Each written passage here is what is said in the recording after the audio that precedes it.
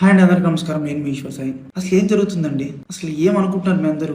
రకరకాలుగా ట్రోల్ చేస్తున్నారు, రకరకాలుగా మీడియా వాళ్ళు రకరకాలుగా ఇష్టం వచ్చినట్టు ఉన్నది లేనిది ఏది పడితే అది రాస్తున్నారు. అసలు ఏమనుకుంటున్నారు?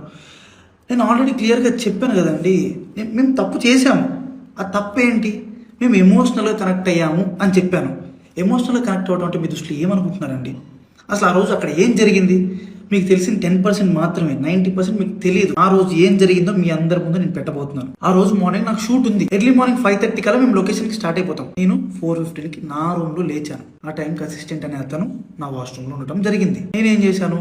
నేను మాధురి రూమ్కి వాష్రూమ్ యూజ్ చేసుకోవడానికి నేను వెళ్ళాను. ఆ టైంకి నాకు మాధురికి ఆ లీనియన్స్ ఉంది. మీకు ఆల్రెడీ చెప్పాను కదా, మేము ఎమోషనల్గా కనెక్ట్ అయ్యామని చెప్పి.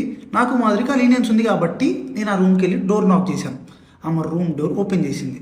ఆమె రూమ్ డోర్ ఓపెన్ చేసి నేను డైరెక్ట్గా వాష్రూమ్కి వెళ్ళిపోయాను. ఆమె క్యాజువల్గా ఆమె రూమ్ డోర్ లాక్ కూడా చేయలేదు. రూమ్ డోర్ ఓపెన్లోనే ఉంది. ఆమె క్యాజువల్గా బెడ్ మీద కూర్చొని ఫోన్ యూజ్ చేస్తుంది.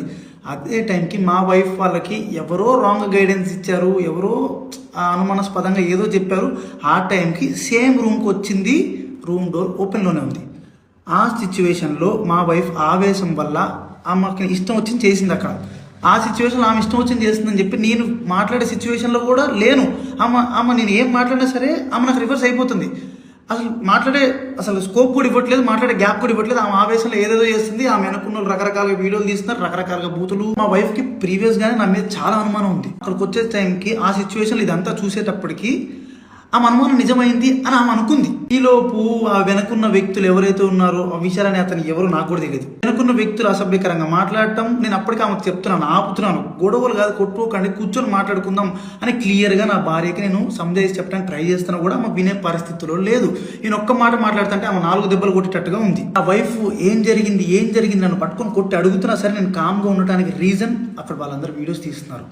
నేను ఏం చెప్తే ఏ రకంగా పోర్ట్రే అయ్యిద్దో తెలియదు. ఎక్స్ప్లెనేషన్ ఇవ్వడానికి నాకు స్కోప్ కూడా ఇవ్వలేదు. ఆల్రెడీ మీకు చెప్తున్నాను కదండి, మేమిద్దరం కనెక్ట్ అయ్యి జస్ట్ 2.5 months అయిందని చెప్తున్నాను. మా మధ్య ఒకరికి లీనియన్స్ ఉంది తప్పితే అంతవరకు వెళ్ళే లీనియన్స్, అంతవరకు వెళ్ళే ర్యాప్ మా ఇద్దరి మధ్యలో లేదు.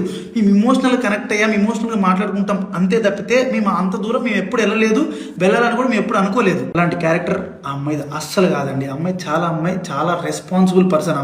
అమ్మాయి ఫ్యామిలీని అంతా పోషించుకోవడానికి చాలా కష్టపడుతుంది. నేను ఎప్పటి నుంచో కొన్ని 4-5 years నుంచి అమ్మాయిని నేను చూస్తున్నాను. ఇదే విషయాన్ని నేను మీ అందరికి ఇంటర్వ్యూలో చెప్దాం అనుకున్నాను. కానీ మా లీగల్ అడ్వైస్ ప్రకారం నేను ఎంతవరకు చెప్పాలో అంతవరకే చెప్పాను. అందులో కూడా నేను మీకు క్లియర్గా ఎక్స్ప్లెయిన్ చేశాను. మీ అందరికి 10% మాత్రమే తెలుసు, మిగతా 90% మీకు తెలియదు, మీరు చూడలేదు. ఇలాంటి సిచ్యువేషన్లోనే ఒక మనిషికి ప్యానిక్ అంటే ఏంటో అర్థమవుతుంది. ఆ సిచ్యువేషన్లో ఏం మాట్లాడితే ఎవరు ఎట్లా రిసీవ్ చేసుకుంటారు అనేది తెలియదు. నేను చాలా క్లియర్గా చెప్తున్నానండి, మా ఇద్దరి మధ్యలో ఎమోషనల్ బాండింగ్ తప్ప అంతకు మించి ఏం లేదు, ఏం జరగలేదు. నేను ఒక ఇల్లీగల్ రిలేషన్షిప్ అని దేనికని చెప్తున్నాను అంటే, ఒక పెళ్ళైన అబ్బాయి ఒక అమ్మాయితో ఎమోషనల్ కనెక్ట్ అవ్వటం అనేది కూడా ఇల్లీగల్ రిలేషన్షిప్ అనే పేరు, అక్రమ సంబంధం అనే పేరుతో నాకున్న సిచ్యువేషన్లో నాకు ఆ పదాలు తప్పితే నాకు వేరే ఏం రాలేదు. నాకు ఉన్న డిప్రెషన్కి. అమ్మ మాధురి, నీకు నా తరపు నుంచి, నా భార్య తరపు నుంచి, నా భార్య వెనుకున్న వాళ్ళ తరపు నుంచి నీకు క్షమాపణ కోరుకుంటున్నాను. నీకు సారీ, ప్లీజ్ అర్థం చేసుకో, ప్లీజ్. వాళ్ళకి ఏం తెలియకుండా వాళ్ళ నోటికి వచ్చినట్టు మాట్లాడినందుకు, వాళ్ళు వీడియో అప్లోడ్ చేసినందుకు, నీ మీద చేసుకున్నందుకు నేనైతే సారీ చెప్తున్నాను.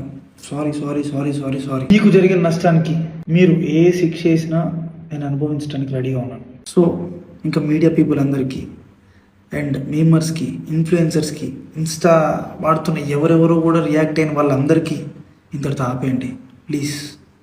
మా లైఫ్ చాలా డిస్టర్బెన్స్ అయిపోయింది మీ వలన. ప్లీజ్ ఇంతటితో ఆపేయండి. పదే చెప్తున్నా, మేము చేసిన తప్పు ఎమోషనల్గా కనెక్ట్ అవ్వటం. ఆ ఒక్కటి తప్పు వల్లనే మీరు రకరకాలుగా పోర్ట్రే చేశారు, రకరకాలుగా జనాల్లో కన్వే చేసేసారు. ఇంతటితో ఆపేయండి ప్లీజ్.